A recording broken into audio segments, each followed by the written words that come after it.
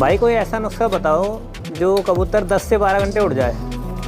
तो भाई कबूतर आपने जितनी देर भी उड़ाना है उतनी देर उड़ जाएगा। 10 घंटे उड़ाना है, 12 उड़ाना है, 15 उड़ाना है, बिल्कुल उड़ेगा। लेकिन उसका सिर्फ एक नुस्खा है कि जितने घंटे कबूतर उड़ाओगे उसके डबल घंटे कर लो। उतनी मेहनत आपको कबूतर के नीचे करनी है।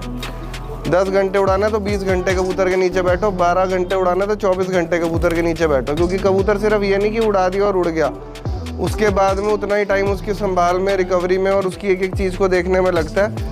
शौक नाल काम करदे आ पुੱਤ सुन लो जे यार जे करारी गंगा तार दिन्ने आ।